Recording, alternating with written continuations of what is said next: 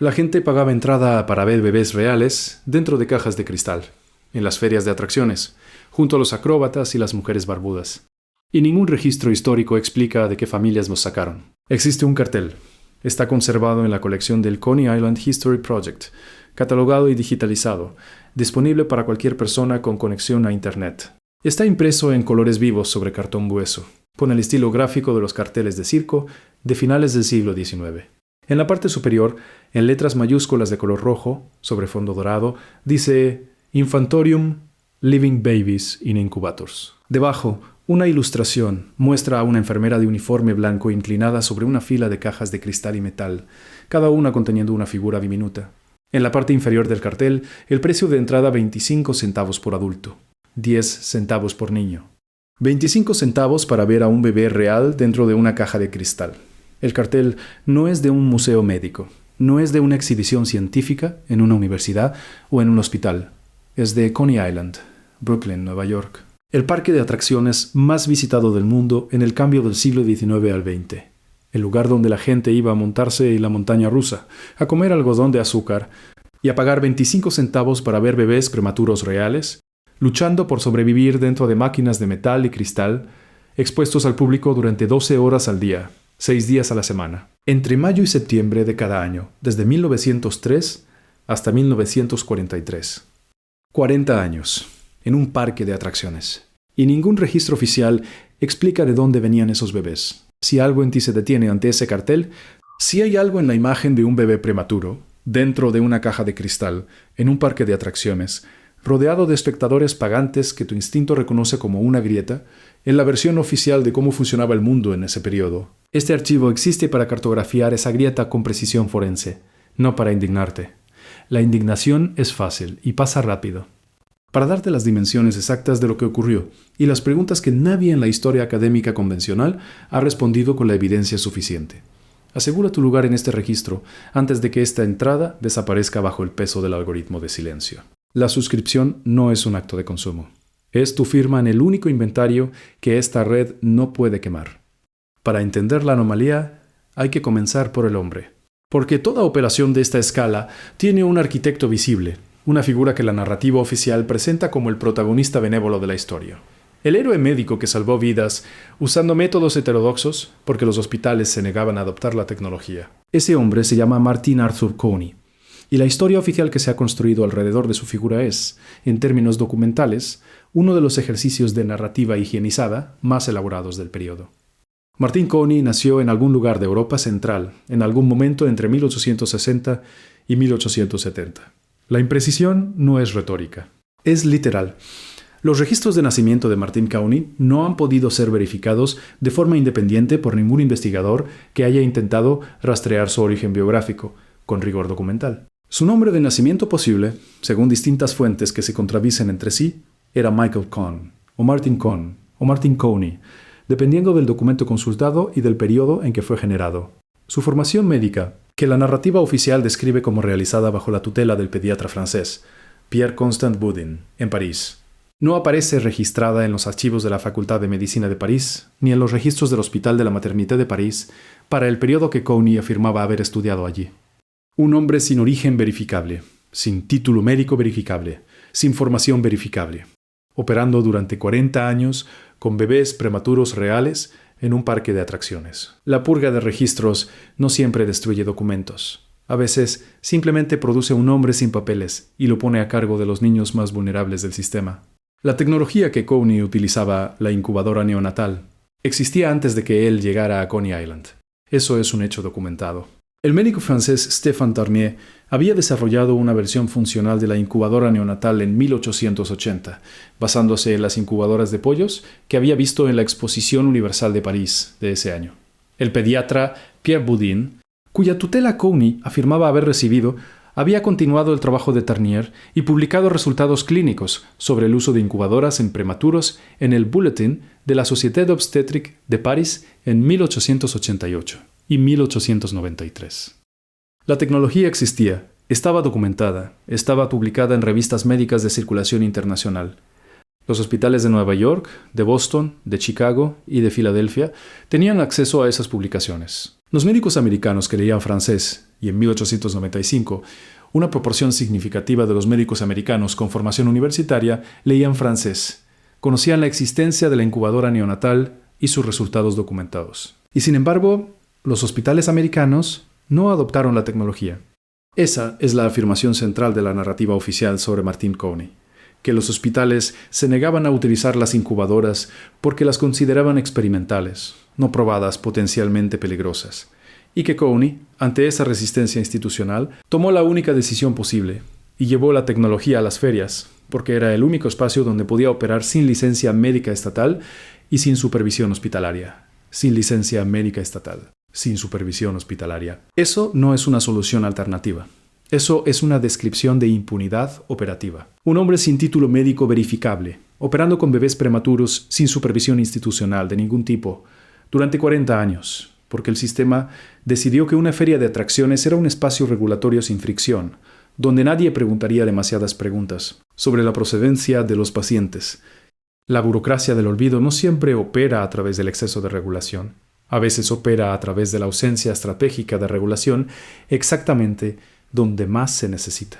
Ahora hay que hacer la pregunta que ningún perfil bibliográfico de Martin Coney, publicado en medios convencionales, ha respondido con datos verificables completos. La pregunta que la narrativa del héroe médico excéntrico está diseñada específicamente para impedir que alguien formule con precisión: ¿de dónde venían los bebés? La respuesta oficial es sencilla y tranquilizadora.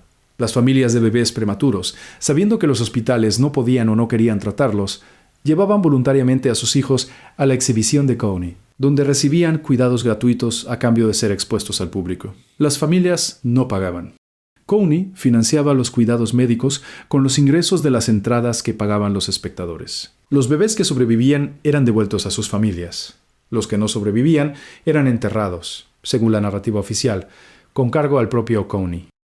Esa respuesta tiene varios problemas documentales que se vuelven visibles en cuanto se intenta verificarla con los registros disponibles. El primero, no existe un registro sistemático de admisiones de la exhibición de Coney.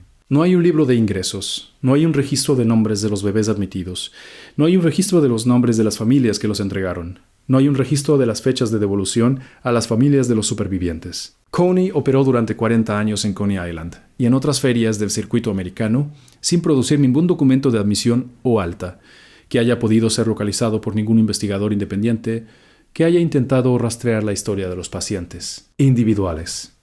40 años, sin registro de admisiones verificable. El segundo problema, la cifra que Coney mismo afirmaba haber tratado.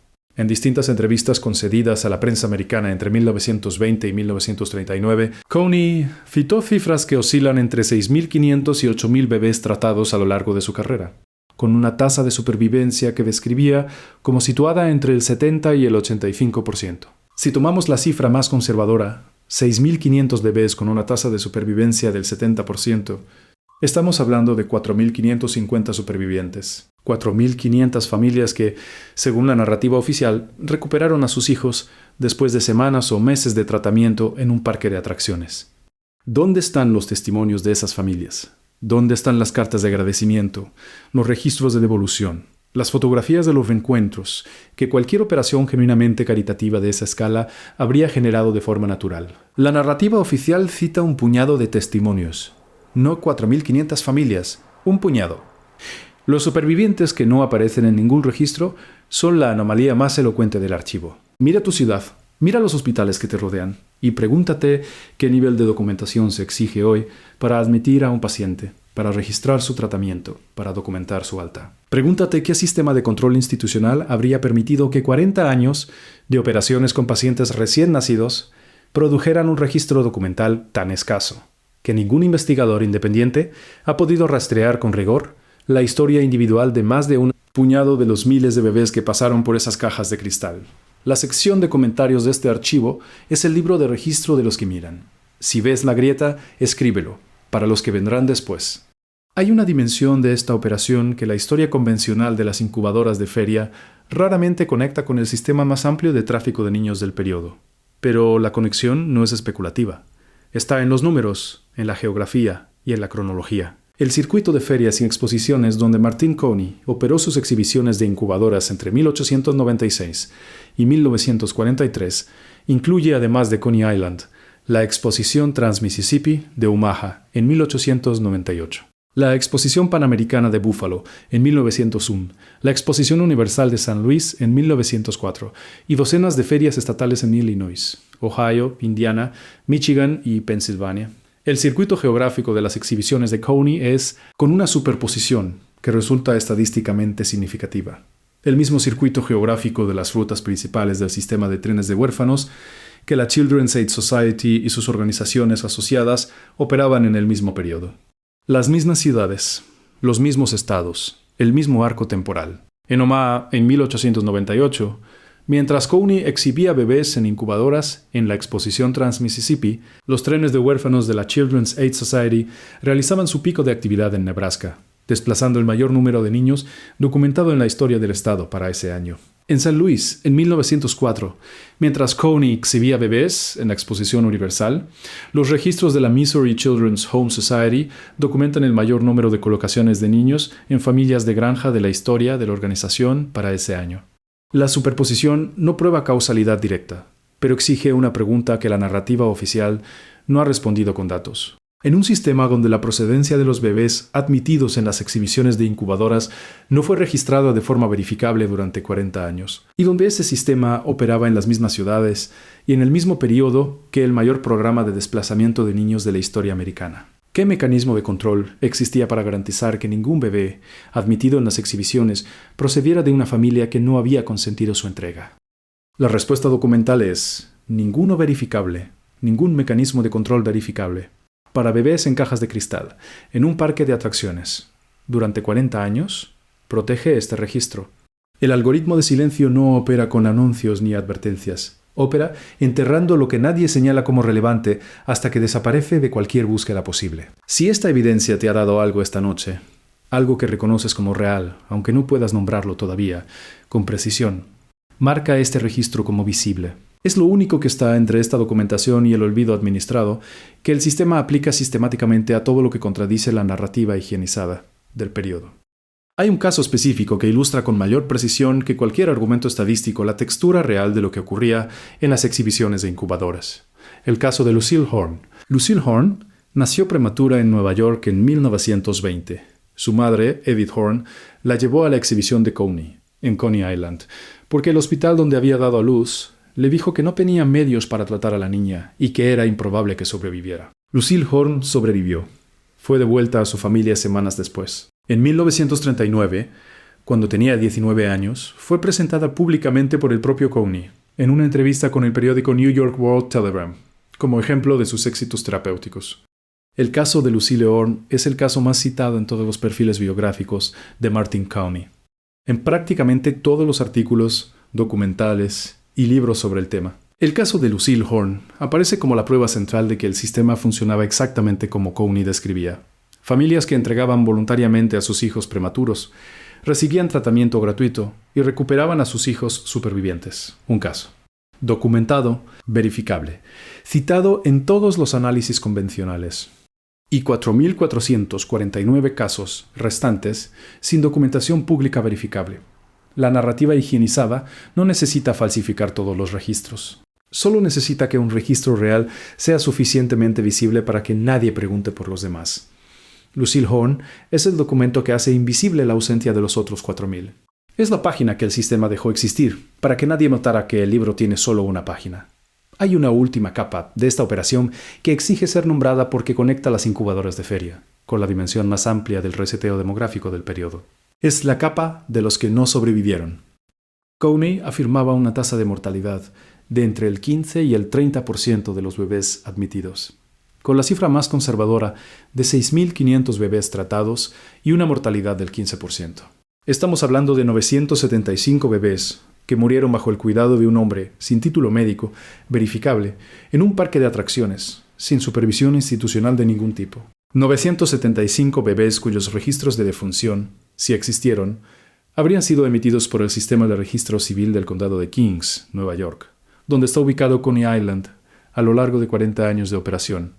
Los investigadores que han intentado localizar esos registros en los archivos del condado de Kings se han encontrado con una inconsistencia que los archiveros del sistema han descrito en correspondencia informal como un volumen de registros de defunción neonatal en la zona de Coney Island para el periodo 1-903-1943, que no corresponde con la actividad de registro esperada para una operación de la escala descrita por Coney en sus declaraciones públicas. El volumen no corresponde. Hay menos registros de los que debería haber, significativamente menos. Los bebés que murieron en las cajas de cristal de Coney Island no aparecen en el número que la aritmética de las propias declaraciones de Coney exige que aparezcan en los registros civiles del condado. ¿Dónde están los registros de defunción de los bebés que no sobrevivieron? La respuesta documental disponible es: no han sido localizados de forma sistemática y completa por ningún investigador independiente que haya intentado hacerlo con los recursos y el acceso necesarios. Lo que existe son búsquedas parciales, aproximaciones, estimaciones. Lo que no existe es la auditoría completa y verificada que 40 años de operaciones con pacientes neonatales sin supervisión institucional habría debido generar, y que ninguna institución ha ordenado todavía de forma oficial y exhaustiva. La herencia robada no siempre tiene nombre. A veces es solo un número que no cuadra en una columna de registros civiles. A veces es la diferencia entre los bebés que Coney decía haber tratado y los bebés que el sistema de registro civil puede verificar que existieron. A veces es el espacio entre la cifra que el hombre sin papeles declaraba a la prensa y la cifra que los archivos del condado pueden confirmar. Ese espacio tiene un nombre en el léxico de este archivo. Se llama anomalía de registro. Y las anomalías de registro, en el periodo que estamos documentando, raramente son accidentales. Estamos al final de este registro. Martin Coney murió en 1950, en Nueva York. Su obituario, en el New York Times, publicado el 2 de marzo de ese año, lo describió como el hombre que salvó a miles de bebés prematuros. No mencionó su falta de título médico verificable. No mencionó la ausencia de registros de admisión sistemáticos. No mencionó la discrepancia entre los registros de defunción del condado de Kings y el número de muertes que su propia tasa de mortalidad declarada implicaba. No mencionó la superposición geográfica y temporal entre su circuito de ferias y las rutas del sistema de trenes de huérfanos. No mencionó las 4.400 familias cuyo testimonio verificable no existe en ningún archivo público conocido. El obituario fue la última capa de narrativa higienizada aplicada sobre 40 años de operaciones sin documentación verificable. El último papel, depositado sobre el expediente antes de que se cerrara y se archivara en el lugar donde los expedientes que el sistema considera cerrados, permanecen, en el espacio entre lo que ocurrió y lo que se decidió que debías recordar que ocurrió. Los arquitectos del consenso no necesitan que todos los documentos ardan. Solo necesitan que los documentos que sobreviven sean suficientemente escasos y suficientemente aislados para que nadie pueda construir el mapa completo. Un cartel de circo en color. Una entrevista con Lucille Horn en 1939. Un obituario en el Times en 1950. Fragmentos. Piezas sueltas de un rompecabezas cuya imagen completa ninguna institución tiene interés en reconstruir, porque la imagen completa hace preguntas que las instituciones que administraron el presente de este país no están preparadas para responder. Pero los fragmentos existen. El cartel existe. Los archivos del condado de Kings existen. Los registros del circuito de ferias existen. Las rutas del sistema de trenes de huérfanos existen. Las fechas coinciden. Los números no cuadran. Las preguntas permanecen abiertas, porque las preguntas que permanecen abiertas son las únicas que el sistema no ha podido cerrar con un papel y una firma. Si esta noche la imagen de un bebé prematuro dentro de una caja de cristal en un parque de atracciones te produce algo más que asombro histórico, si la distancia entre lo que la narrativa oficial explica y lo que la aritmética de los propios registros disponibles revela te genera la misma disonancia que produce leer un número que no cuadra en una columna de sumas. El último acto disponible antes de que este registro desaparezca bajo el peso del algoritmo de silencio es asegurarte de que sobreviva, no como un acto de consumo, como tu decisión de no dejar que esta línea sea borrada una vez más. Como la firma de alguien que vio el cartel de 25 centavos, calculó los números y eligió no aceptar que Lucille Horn fuera suficiente respuesta. El ledger permanece abierto. La siguiente entrada del archivo ya está siendo preparada.